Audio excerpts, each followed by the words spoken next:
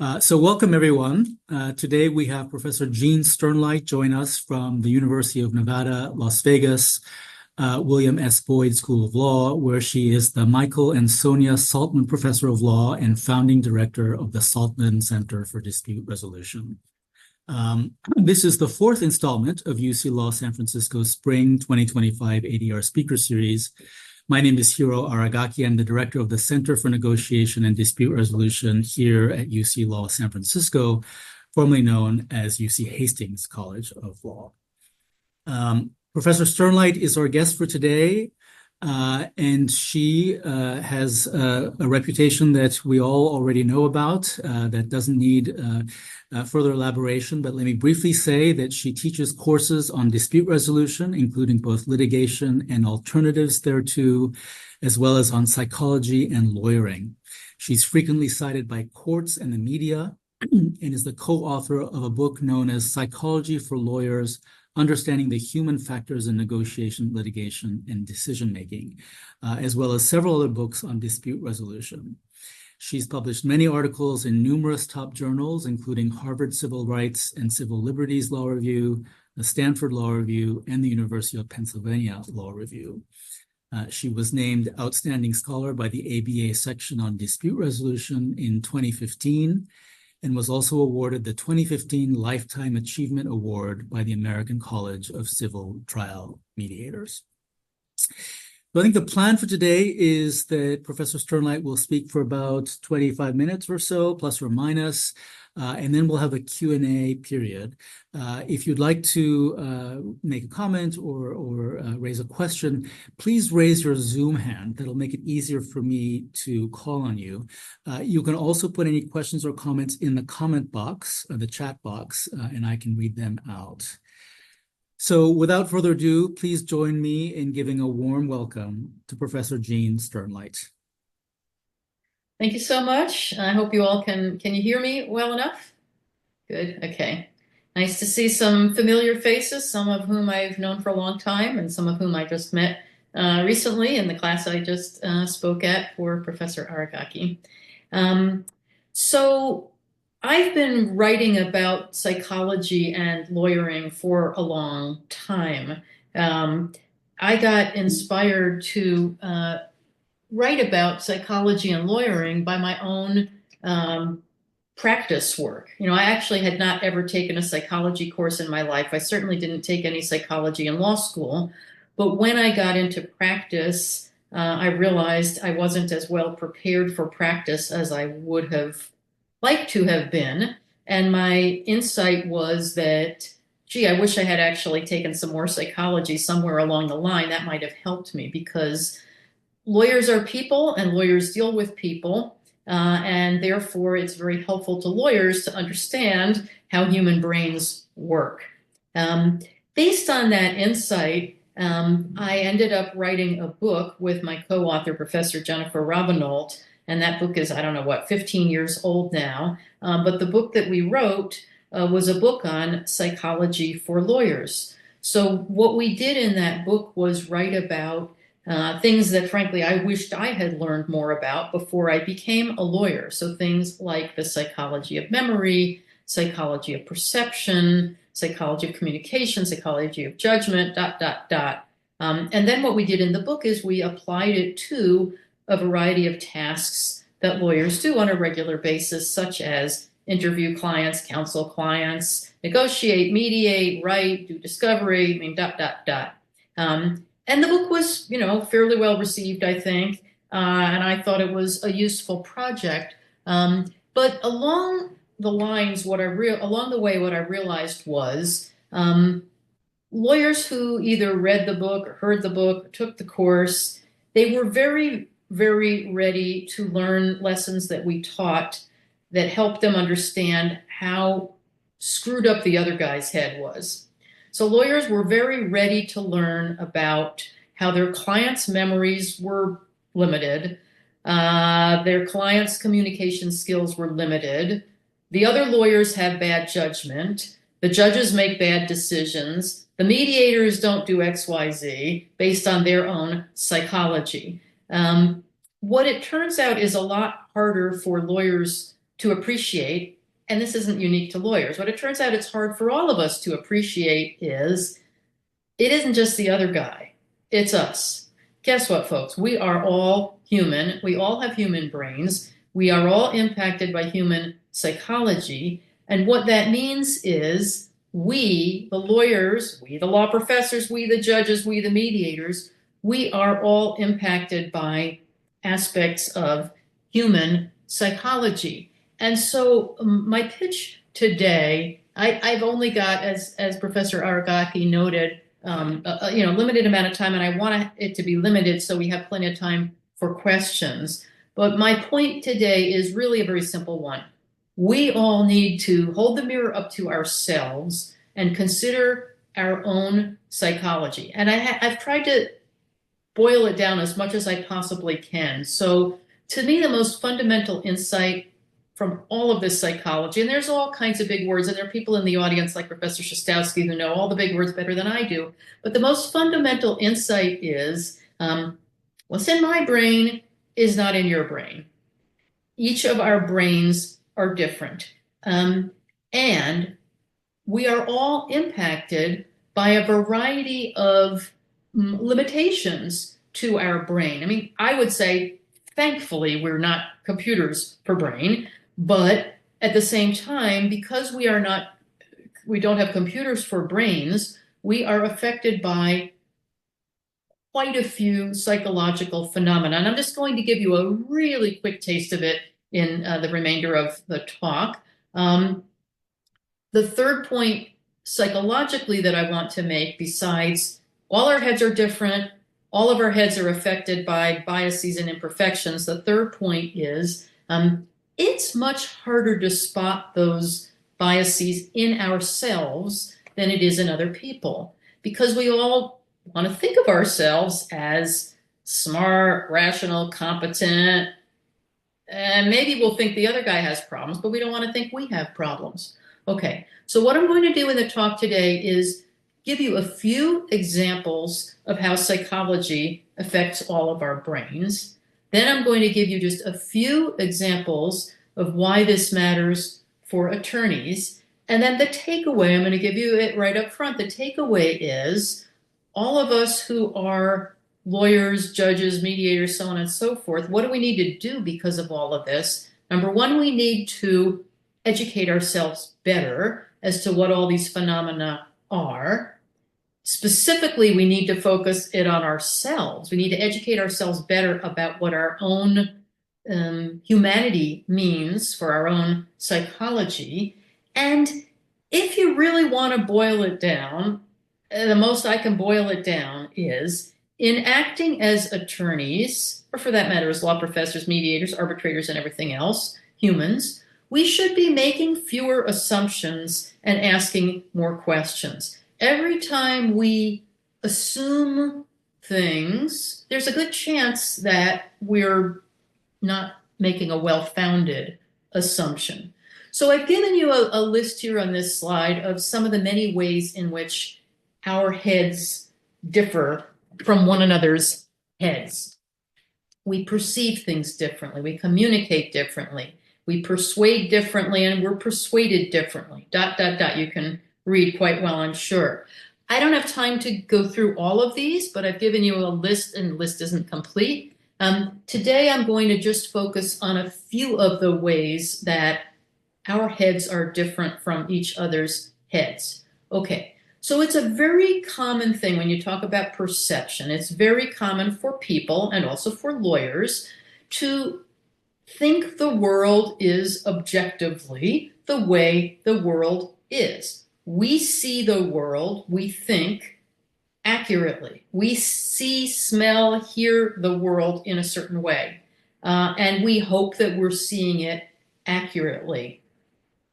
But that's not the way perception works. Perception does not allow a person, or for that matter, a dog, cat, or a mouse, to perceive the world objectively, because it turns out our perceptions are impacted by things that were already in our head before the moment of perception.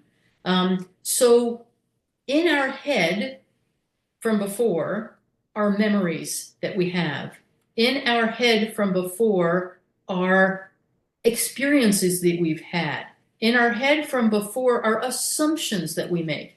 And those prior memories, prior perceptions, prior assumptions are going to impact the way we currently perceive the world. And I've given you these couple of quotes. They're not from lawyers. They're not from psychologists. They're actually from people in the world of literature. But they've understood this for many, many years as well or better than the rest of us. So Anais Nin, who I think I'm pronouncing her name correctly, said, you know, we don't see things as they are. We see things as we are. And Marcel Proust said a similar thing.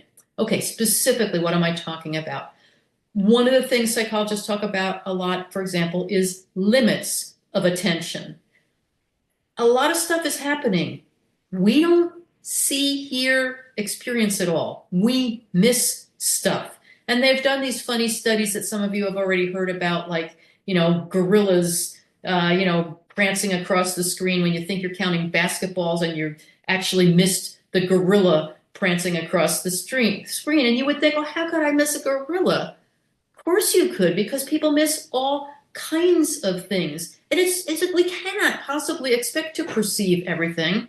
There's too much going on. So our brains are being helpful in limiting what we perceive. But if we're not perceiving everything, then obviously what I perceive and what somebody else perceives is not going to be the same, because I've limited some stuff in and out and other people limited other things in or out. Implicit bias. Okay, people talk about all kinds of, implicit biases, very much in the news these days with DEI, etc. But it's a very simple concept, which is the way that we think of people, things from before is going to impact how we see them now. It could be race, gender, ethnicity, but it could be all kinds of other things. It could be, gee, every time I've ever, seen somebody who had a tattoo, I think they were a druggie. Therefore, I see another person with a tattoo and I'll think they're a druggie. Is that right? I would assume it's not. But that's an implicit bias that I might have. Or I might have an implicit bias about a Southern accent, or I might have an implicit bias about somebody's hair color. That it doesn't even have to just be people. It could be an implicit bias about a place, a thing, golf clubs. We have prior conceptions. Those are our implicit biases, and they're going to affect how we perceive things. Because now the next time I see a golf club, I'm going to have a certain kind of assumption. If I've never played golf before, maybe I would think it was a weapon. If I have played golf, I'll know, well, duh, this is a golf club. I know what it is. Confirmation bias is another sort of fancy word that explains a very common sense concept, which is you think you know what you think you know, and then when you get new information, it tends to confirm what you thought you already knew. So if you already think there's such a thing as climate change, then when the climate does a certain thing, you're thinking, well, yeah, obviously, duh, it's more climate change happening. And if, on the other hand, you thought, there's no such thing as climate change, that's all a crock, then when something happens and it's very hot or cold or it snows or whatever, you think, well, yeah, this is just another of those freaky weather experiences and it has nothing to do with climate change. So our prior beliefs impact how we take in new information and basically make it harder for us to learn, because we have a hard time really taking in new information. We tend to glom it onto what we thought we already knew. Communication is another one where people see the world very differently from one another. Lawyers, like most humans, tend to think communication is easy. If I say it loudly enough, and if I say it clearly enough, anybody but an idiot will understand me. And if they don't understand me, it's either because they're an idiot or they're multitasking, not paying attention, looking at their email or whatever. And on the other hand, it turns out that's not right. Communication is very, very hard. I say things that to me are obvious. I think I'm being clear. Right now, I think I'm being clear, and I'm sure there's a whole bunch of you who are like, what is she going on about? because I've used words that are unfamiliar words, or I'm referencing something. No, I don't know what she's talking about with gorillas. What was wrong with her? A very simple example of this is a study that's a great study about tapping. People tap out a tune, and to them it's very obvious that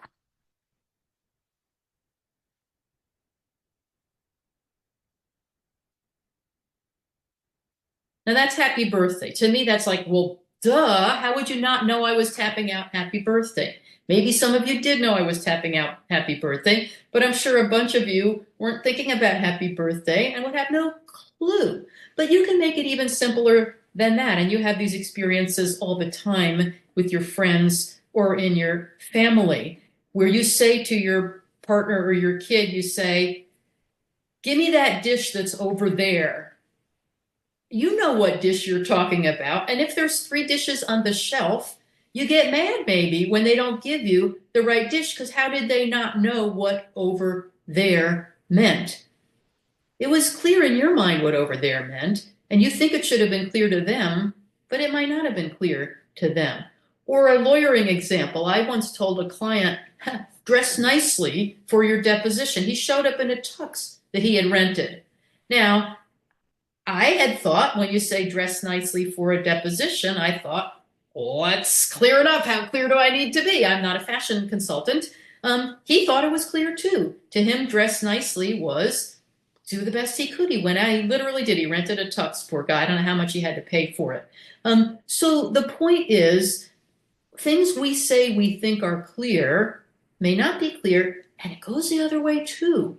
We do not understand necessarily what other people are trying to communicate to us, even though we're smart, even though we're well-intentioned, even though we're maybe not multitasking.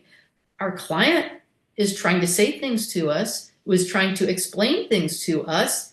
We're not always getting it because my mind is not their mind and their mind is not my mind. And you know what? Just saying to your client, do you get what I'm saying? That's not helpful. Why? Another psychological reason. Clients would be often embarrassed to say, no, I don't get what you're saying. Or maybe they think they're getting it, but they're not really getting it. So you're going to have to find a better way to fix communication. Another issue is with persuasion. Lawyers tend to think persuasion is about, convincing others we're right. Well, that's true. But they think the way to convince others that we're right is make good arguments, cite the right precedent, give the right examples. And that's not bad. I mean, that can be persuasive, but it turns out there are many, many, many other modes of persuasion that can be effective, sometimes more effective than just making good arguments. So it matters, for example, how an argument is delivered. There's something called two-sided arguments, for example, where you would, basically say, on the one hand, on the other hand, or something like scarcity is very compelling as persuasion. Oh, limited time only, you've got to take the offer now.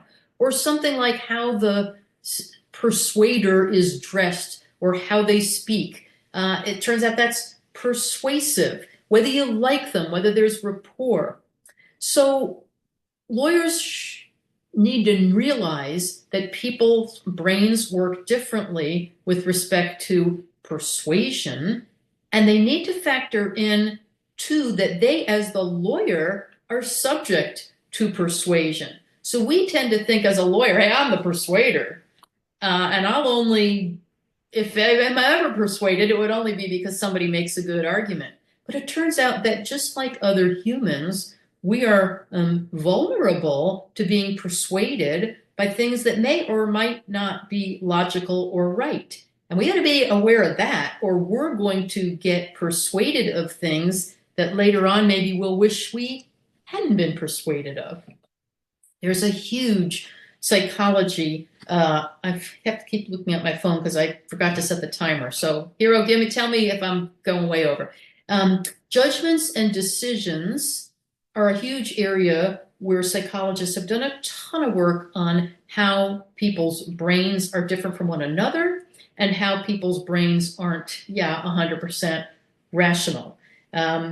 So egocentrism and overconfidence are very, very common, probably especially to lawyers. We tend to be overly confident about our own abilities. We tend to be overly confident about how successful our arguments will be. We tend to be overly confident about whether somebody will believe us. I mean, you name it, we're probably overly confident about it.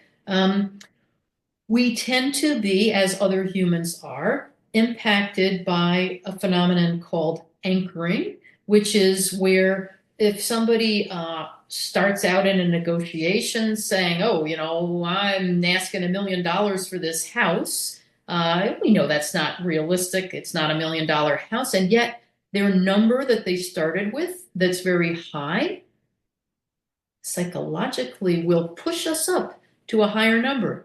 Judges are impacted by anchoring. Turns out if people make a bunch of motions to the judge, even if the motions are kind of not very well founded, it'll start the judge thinking, oh yeah, maybe they do actually have a decent shot here.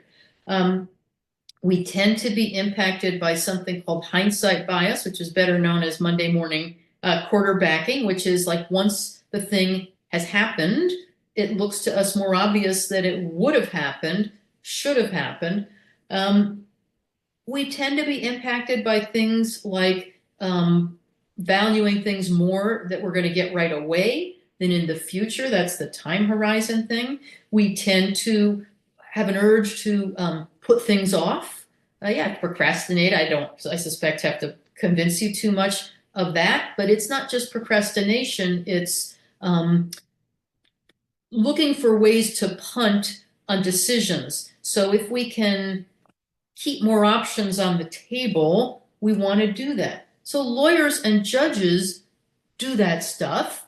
And there's a variety of other ways in which, my head is different from your head is different from everybody else's head in terms of memory, in terms of emotions, decisions, what's fair, what's ethical. So now what I want to do is talk to you a little bit about the more practical side of this. So Jean, if I could just interject for a second, Yes, because you sir. asked me about the time. I would say about 5 minutes or so. Yeah, Plus or good. minus. Thank you. So let's talk about how this matters for specific aspects of lawyering. One being interviewing and counseling, because all lawyers, no matter if you're a litigator or you're a transactional attorney, you do interview and counsel people. When that person's in your office, don't be making too many of assumptions of what they want, why they're there. I mean, for example, personal injury lawyers would tend to assume person's in my office because they want a bucket load of money and I'm going to try to get them that money. Or if they're a defense side personal injury attorney, they'll be like, person wants to avoid a payout. Duh. Because lawyers tend to think about money. Lawyers tend to think plaintiff wants money, defendant wants to not pay money. Of course, that's sometimes true. I'm not saying it's not. But there are a lot of other reasons why, even in the personal injury context, somebody might come to see a plaintiff's attorney. And there are a lot of other reasons why somebody might be seeing a defense attorney. The plaintiff might be worried about their health. The plaintiff might be worried about their reputation. The plaintiff might be worried about their children. The defendant might be worried about their reputation. The defendant might be worried about their business. If the lawyer makes the assumption, oh, I know what you want, and they don't ask enough questions, you're not going to be in a good position to help that person either in court or in a settlement. So if you're going to try to figure out what the person actually really wants, how do you do that? Make fewer assumptions, interrupt less, listen better, ask more questions. You also have to worry about not inadvertently persuading your clients of things. We've seen persuasion is very, specific to people. It turns out lawyers can successfully persuade, and you want to know what those tools are. Lawyers also sometimes inadvertently persuade by the way that they word things. The way that they communicate with their client may cause the client to think, oh, I really should be doing this and not that. And sometimes the lawyer meant to do that, and sometimes they didn't. Check your own body language. Check your own surroundings, because otherwise you're not perceiving things accurately, but your client isn't either. In the negotiation and mediation context, do you know what your client wants? If you think you know what they want, you're going to propose certain kinds of settlements. If you don't really know what they want, you may be very much missing the boat. I had a client once who had been fired. You would think that he mainly cared about either getting his job back or getting money, and he did care about those things. But what he really, really cared about was the fact that he had been working for his employer for 25 years, and then he was fired, and he wasn't going to get that thing to hang over the mantelpiece that said he was a 25-year employee. Why did that matter so much to him? I don't know, but it did. And if I hadn't realized how much that mattered to him, I wouldn't have been able to get him a settlement that to him was an adequate settlement. Lawyers who do family law may think they know, oh, I know what any mom would want this, any dad would want that. You would assume somebody wants custody. Maybe they do, maybe they don't. You would assume somebody doesn't want to pay child support or does want to pay child support. You don't know what they want. You've got to make fewer assumptions because people see the world differently. Criminal context. Somebody, you might think, oh yeah, sure, they'll want to plead guilty because I'm going to get them no time and they can go about their life, and that's the obvious right answer. Well, it's obvious to you. It isn't obvious to them. Some people, no matter what, they don't want to plead guilty. Why? Based on their own personal morality, or they didn't do it, or how they think it's going to affect some kind of relationships. So you've got to make more inquiries, ask more questions. Should I stop now, Hero, or should I do a little bit more? Maybe just a couple more minutes and then we should stop. Okay, sounds good. Your own emotions are something that an attorney needs to really be aware of. Attorneys, law students, people go into law thinking, I want to get away from emotions. That's what a lot of people do. They think, I want to be logical. I'm going to be logical. It's my job to be logical, and it's my job to help my clients put their emotions aside. But it turns out it's not possible for anybody to get rid of their emotions. It's certainly not possible for attorneys to get rid of their emotions. So if you successfully look into the mirror and consider your own psychology, you'll realize my emotions are there. I've got to think about how my emotions are impacting me. Maybe my emotions are making me make arguments I shouldn't make. Maybe my emotions are making me hesitate to make arguments I should make.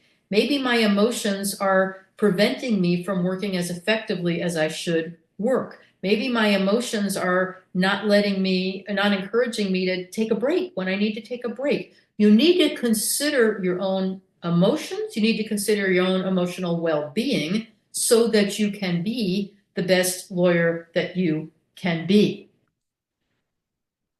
There's a ton I could say about litigation. Obviously, I don't have the time to say very much. But, lawyers do these tasks. We all know what they are. Things like discovery, things that are in your own head and things that are in other people's head are going to affect even such a mundane topic as discovery. So one of the most important, in my view, types of psychology is the psychology of ethics. And the psychology of ethics leads people to rationalize, leads people to think they're doing the right thing when they're really not doing the right thing.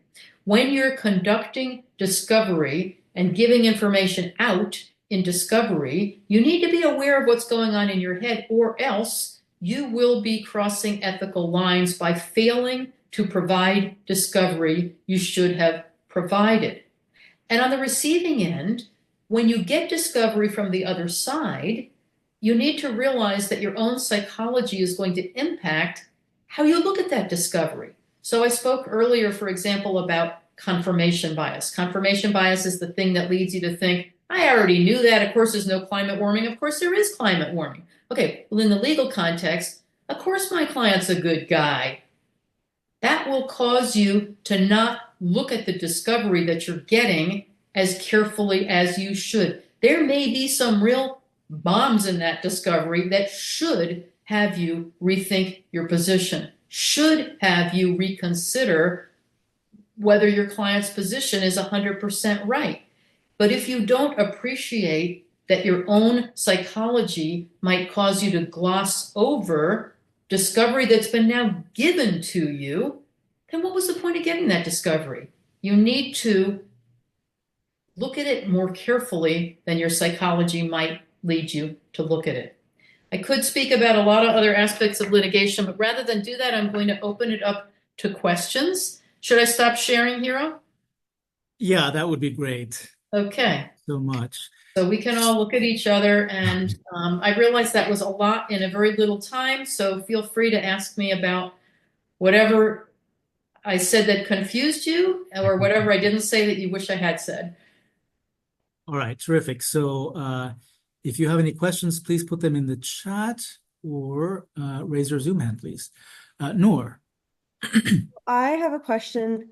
It is a little bit related to the question I asked before. So you talked a lot about how, judges can be biased or lawyers can be biased, and, the lack of knowing about, psychology can influence the way that they make decisions. What do you think would be the most helpful? Like reading about it, of course, but do you think like having someone that keeps them accountable? Like I know in psychology, like therapists will go to other therapists to ensure that they're okay and also to ensure that they're not, I don't know, internalizing too much and that may influence the way that they do their work. Do you think something similar should be done for lawyers? I do think people should read more and learn more. I think the more you can learn about psychology, at least there's a hope of seeing what your own psychological nature is, and maybe what your imperceptions are, maybe what your biases are. But I also think that reading alone for sure is not going to, solve anything. I mean, I've read a lot about psychology, as have a number of other people here, and we are all still affected by biases. People who are the most knowledgeable in the world about psychology are still affected by biases. In fact, there have been some very famous academic psychology people who've written about the psychology of ethics and have now been accused themselves of crossing all kinds of ethical lines. So reading alone doesn't cut it. I don't think anything that anyone can do will 100%, wipe out biases, but I do think that you're right, Noor, that communicating more with others and trying to help one another catch our own mistakes and biases is helpful. For sure it is. I mean, I think lawyers who work in offices should be talking to the other lawyers in the office, but sometimes even more helpful is, without breaching confidentiality, to get reads on situations from non-lawyers, whether it be your Uber driver or your hairdresser, to try to see how other people see situations. And, studies have shown that some of the best ways to gain psychological insights are actually kind of fun, like going to art museums or reading literature or watching certain kinds of movies, because it educates us more to how do other people think. I mean, the fundamental problem is this idea that I had in the beginning of, we think our way of seeing the world is the right way, is the only way. And the more we can be exposed to other people's ways of thinking, the more we will realize, oh, it isn't just that way. So sometimes, as I say, it can be fun, read more books or listen to them. We have a comment in the chat from Eitan, who says there is some evidence that learning about biases increases your chance of being affected, which I didn't know about. That's interesting. And then pre-committing and peer review are the best tools I know of, I guess, for debiasing. Yeah, I don't doubt it. I don't know it. Whether more knowledge is harmful, I wouldn't be sure, but I do know that more confidence in one's knowledge can be a bad thing. So if one ends up thinking, yeah, I know all about this bias stuff, I'm the expert, I wrote the book, that for sure is no guarantee and might even make you more likely to fall off various kinds of cliffs. So it's constantly questioning others' assumptions and questioning your own assumptions. Noriyuki. Hi, thank you so much for sharing your expertise today. I want to ask a question about persuasion. Your today's talk and your article says that the people care about not only substantive justice, but also procedural justice. And I think lawyers might tend to care too much about substantive justice and less about procedural justice when they're trying to achieve a good settlement. So I want to know what we can do to ensure that people, the parties, feel that they are treated fairly and justly. Yeah. This was one that I actually, to some degree, figured out on my own. I didn't even know what the words were. I had never heard of procedural justice. But when I was in practice and I was a plaintiff side employment attorney, I would interview people who were possibly going to be plaintiffs in a lawsuit. And only in about 1 in 20 of the times when I interviewed somebody would I say, you know what, I think you have a good case and I want to represent you. The other 19 times out of 20, I would say to the person some version of, thanks for having paid me the $200 to meet with me today, but sorry to say, I'm not going to represent you. Now, before I became a lawyer, I would have thought that I would be, run out of on a rail. Those clients would be screaming at me, throwing things at me. And to the contrary, most of those 19 out of 20 people to whom I said, thanks for the 150 or $200, but I can't represent you, most of them said, thank you, Attorney Sternlight. I really appreciate the opportunity to have met with you today. At the time that I experienced that, I didn't know what was going on exactly. I just knew that I was getting off lucky, that these people weren't mad at me. I later came to realize that's what procedural justice is.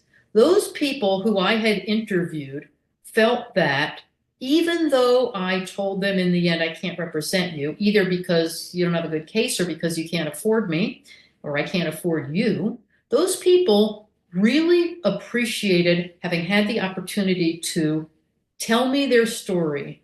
And I listened to them well, and I seemed like I cared because I did care. And I gave them my best assessment of what was their situation and how they might better their situation. That's what procedural justice is, the opportunity for people to be heard. And you're right, Noriyuki, that can, in a way, be part of a settlement. It's not just what they get in the settlement, it's how they got to the potential settlement, whether they felt like they were heard.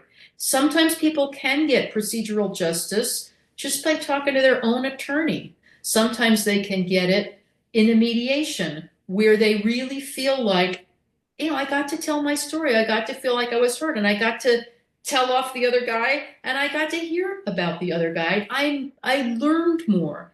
And sometimes people can get that, probably sadly, it's hardest to get procedural justice in court. You would think that would be the easiest because that's what court's supposed to be for, is providing a forum where people can feel like they've been heard. But sadly, the way court works a lot of times is people don't really get to tell their story because there's not enough time. Nobody lets them take the stand for long enough. People don't ask them the right questions. So a lot of times people come out of a courtroom thinking, wow, that actually really stank. I didn't get to feel heard.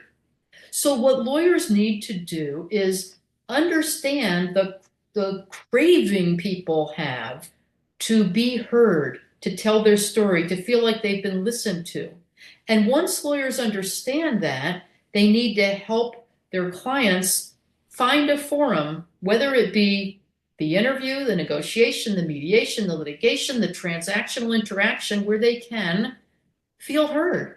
And then, of course, you need to care about substantive justice too. It's not like you want to just, oh yeah, now you've been heard. Don't worry about the fact that you owe $1 million. I'm not saying that, but both things matter because people really, really do care about being heard and treated fairly. Yeah, it's amazing how important that is and how often it's overlooked, actually. Tina has a question. Yes, Professor, thank you. In relation with this that you are mentioning about the need of the people to feel they have been heard, especially victims, I was wondering if maybe we should put more attention to restorative justice, where people get the opportunity to really, really express their feelings, their needs, and to be heard in a crucial way. Whereas in litigation, when you say something that might be later be used against you, you are not, there is not a scenario that might help you be opened enough or hear in this special way that you are mentioning. Therefore, I believe that in order to receive this that you are pointing out, we should move more towards restorative justice rather than our ordinary way of litigating or addressing conflicts. Yeah, I mean, I don't think it's necessarily either or, but I do believe, as you believe, that restorative justice can be really, good and helpful. And of course, there's all kinds of debates about, how should it be set up? When should it be set up? In which circumstances does it make sense? Doesn't it make sense? So I don't think you were saying this, and I wouldn't say this. It's not like you always want restorative justice for every situation, and there's going to be a lot of challenges to figuring out how to set that up as well. And I absolutely agree with you that more attention should be paid to restorative justice, especially in this country where we don't talk about it that much, or sometimes when we talk about it, we don't do it right, so then it gets a bad name. But, giving people who have felt wronged an opportunity to explain why and how they've felt wronged, and sometimes to say it, to the people, the company, the organization that has wronged them, that can be very, very powerful and helpful. And yeah, certainly can work better than the way traditional litigation sometimes works, often works.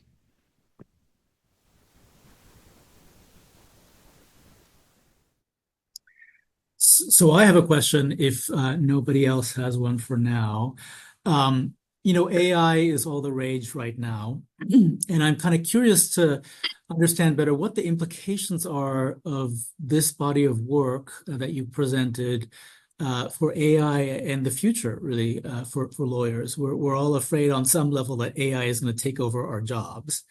And it seems like, on some level, because the data that's being fed to the AI is already biased in ways that we know about, that the AI might also be prone to some of these biases, like the implicit bias and so on, like we would. We were talking earlier about how introspection and self-reflection are maybe the biggest antidotes to some of these psychological phenomena that you've raised. And it seems like AI may not be quite as good as us, perhaps, at that kind of self-reflection. But at the same time, it seems like AI might be better than us at avoiding things like judgmental overconfidence, the self-serving bias, anchoring, and so on. So any thoughts about what the implications are for AI? Let's talk about a small question. I think one thing I think about AI is, in a way, it puts more of a premium on this psychology stuff that I've been talking about for a long time. For a long time, lawyers have been responsible for, making arguments, doing research, persuading, and having human interactions with their clients, with attorneys on the other side, with judges, with mediators. It's been a mix of skills, right? To the extent that AI is now going to help lawyers more than they were ever helped before with research and writing. It's going to give lawyers more of an opportunity, but also more of a need to focus more on the people side of lawyering. Because AI, as good as it's going to be, it's never going to be people. It's never going to be able to be the actual human who can do the connecting. So I think in a way, the AI is raising the importance of some of the psychology that I've been talking about, because that's where we human lawyers are going to possibly at least have a comparative advantage. We may not be able to research as quickly. We won't be able to research as quickly as AI, obviously. We won't be able to organize as effectively as AI. We might not even be able to write as well, some of us, many of us, as AI, but we are going to be more human than AI. But now that said, there's some really fascinating work being done with, robotic versions of AI and their empathy. And I've certainly been reading about how, the robot AI can be more empathetic, more better in a way human than a lot of humans can be.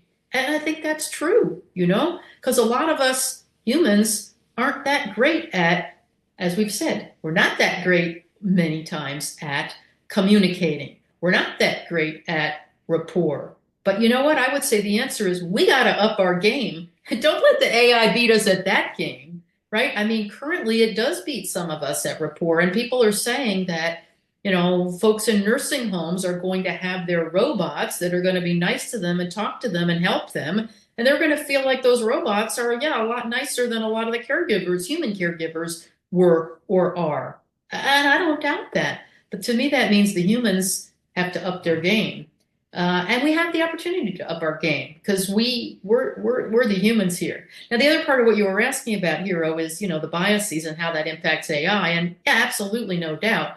I mean, I am sure we've seen many studies that show AI is impacted by various biases, like implicit bias, because what does the AI do? It looks at data, and the data itself is already tarnished by those biases. So when AI looks at, whether somebody should be convicted of something, or the AI looks at whether somebody should get a loan or not, it's looking at the data that is already tarnished by the bias. So then its answer is going to be biased too. So there will be biases in there, but I also think you're right that something like overconfidence or anchoring, the AI, I think, shouldn't be affected by those kinds of issues because it's just looking at the data. So it's a huge world out there for you all to figure out. Well, one of the interesting messages, I think, of what you've just said is that, AI has its strengths, we have our strengths, and far from, being a cause of despair, we should focus on the more kind of people skills aspect that we are naturally going to be better than AI at. Well, I don't know. That's the only part I'm not sure of. Well, okay. Hopefully we can be better. Maybe that we're actually worse at that too. But I guess, that also kind of raises this question about the implications for, the future of legal education. We touched on this a little bit in the last hour, but I mean, could there be an argument that maybe instead of spending all these hours teaching students legal writing and legal research, we should focus more on some of these skills and psychological awareness? And I also wonder whether that's being done in other professional schools like business schools maybe, or medical schools, and whether they might be a kind of an example for us to follow in the law school education context. What are your thoughts about that? I think for sure. I mean, I think even before there was AI, I thought, and I wasn't the only one, many people thought law schools ought to be doing more than they were to educate law students and future lawyers about the people side of lawyering, which is what psychology really is. So that was true before AI, and I think it's the more so since AI, precisely because of, as you just said, I mean, the AI is going to do some of the other stuff for us help us at minimum be better at it, which gives us more of an opportunity to focus on the people side, which means law schools should be doing that. Yes. And are other professional schools doing it? Yeah, medical schools used to be infamous for churning out doctors with terrible bedside manner. And then, I don't know, 10, 15 years ago, medical schools really started to raise their game. How do they do it? They did it in the ways that we should be doing it too in law school, which is much more of the people side of doctoring. So they now, not all med schools, and obviously it differs, but medical schools more than they used to are now training doctors to be more human in their interactions with their clients. And how are they doing it? They're doing it by filming doctors' interactions with, fake clients and giving them feedback on, how you could do it better. Don't just use big words. Don't just cut your patient off. Don't just tell them they shouldn't care about this or they need to care about that. They are doing a better job than they were at training the doctors how to have better people skills. And there are definitely things we could learn from the medical schools. Now, it's expensive. One of the things that's challenging about legal curriculum and how to reform it. I've been a law professor for many years now. And when I first became a law professor many, many years ago, I thought, we got to fix legal curriculum. And I still think we've got to fix it. And it's gotten a little better, but there are real challenges. Why is it so hard to fix it? For one thing, there's the ye old, we need to do it to them like it was done to me. So people who are in legal education don't even understand how it should be changed, nor do they want to change it. The people who are in legal education don't necessarily know about the people skills side of it. Maybe they themselves don't have great people skills. And to do it right can be pretty darn expensive. If we were to really try to work with law students on how to have better people skills, we'd have a lot more small classes than we do. We'd have a lot more professors than we do. We'd have a lot more feedback than we do. This is not something you can accomplish in a 60-person or 80-person lecture. It's expensive to do the smaller things. But I do think we should do it. Find a way. Any other questions or comments from the audience? Elton. Hi, Professor. So assuming an attorney does their due diligence and they don't break any ethical rules, what would you say about an attorney who has bias for when they're presenting options to their client? One in presenting it, and one in a way that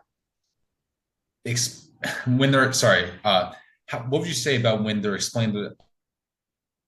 presenting it in a way that clearly favors one, and they're trying to get their client to favor it, but they've done their due diligence and they legitimately think this is the best option? Do you think this is something that is something we should stray away from, or something that we need to adapt? So I think what you're getting at is a debate that has gone on for a long, long time in the world of basically professional responsibility. It's, to what extent should lawyers be telling their clients what to do versus to what extent should lawyers be really listening to the client's perspective? They call it client-centering lawyering. So some people are, staunch believers in client-centering lawyers, and other people are like, hey, I'm a lawyer, I know more than the client, so I'm going to give them my best advice of what to do. I don't actually take a position on that. I think there's validity to both of those perspectives. Mhm. When I went into lawyering, I certainly did think I should listen to my client, and I certainly do think today you shouldn't just assume that you know what your client wants. So to that degree, it should be client-centered. You should ask your client what they want. But if in the end your client says they want something that you, based on your knowledge and experience, think is nutty and going to be bad for them. I think, and you're not crossing ethical lines, I can respect lawyers who take both of those positions. So I guess what I'm saying is that debate is not my thing. I think there's legitimate arguments to be made on both sides of that debate. But here's where the psychology comes in.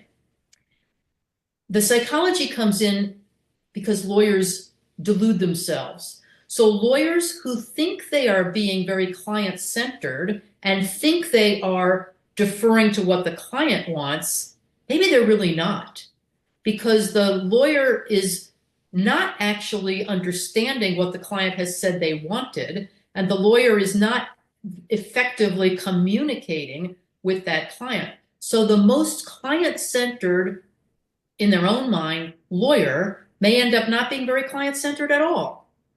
And equally, the lawyer who thinks they are doing the right thing when they're telling the client what to do, maybe they're not doing it very effectively because they don't understand how to effectively communicate with that client. So I think psychology has a lot to teach the lawyers at both ends of that spectrum.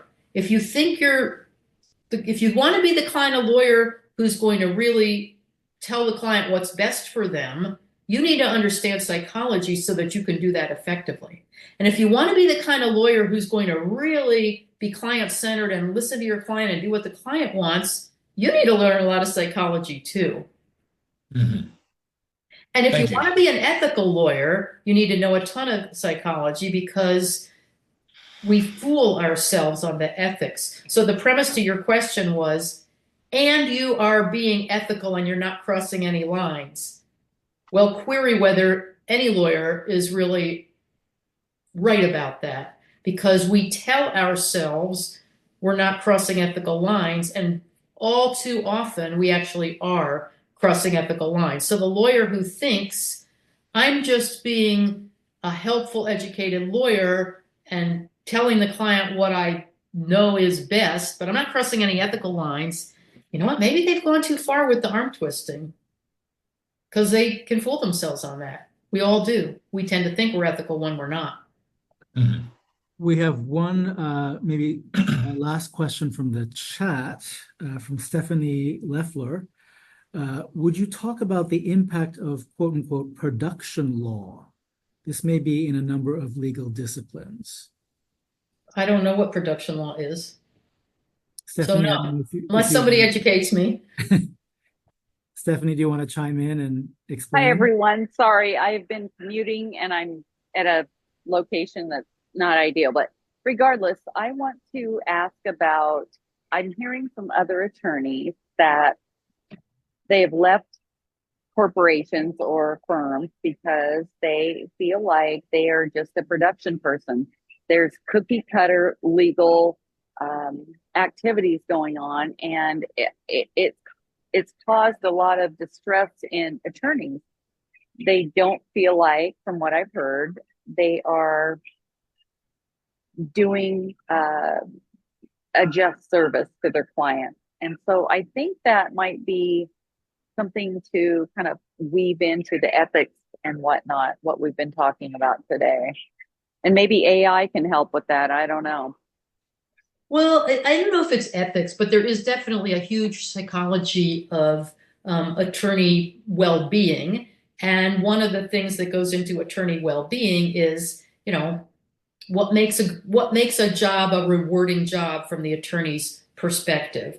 So people tend not to realize necessarily. It sounds like the people you're talking to have finally come to the realization, but in the beginning, people tend to think, what will make me happy as a lawyer? What will make me happy as a lawyer, some people would say, would be earning the most money I could possibly make.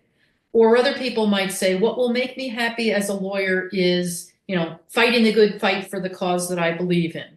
Or other people might say, what will make me happy as a lawyer is, I don't know, being in the right location. And it turns out people, want very different things. But, one of the things that tends to make people feel happy in their work is feeling that their work is worthwhile, feeling that they are achieving something, doing something, accomplishing something. So as people both pick jobs, but also as people work in their jobs, they need to try to tailor the jobs, pick the jobs first, but then tailor the jobs so that they are, as rewarding as possible. And very few of us, it turns out, find true, satisfaction just in the paycheck or the status. There's a lot more to it, and there's been a lot written about this. So if you or anybody else wants to, write to me afterwards, there's lots of books and articles on what makes lawyers happier. But when studies have been done of lawyer happiness, it doesn't tend to be the lawyers at the biggest firms that are making the most money are the happiest. To the contrary, it tends to be the lawyers that are more either working for government or working for small firms or maybe working in small towns who tend to feel more like, yeah, they've got a rewarding job.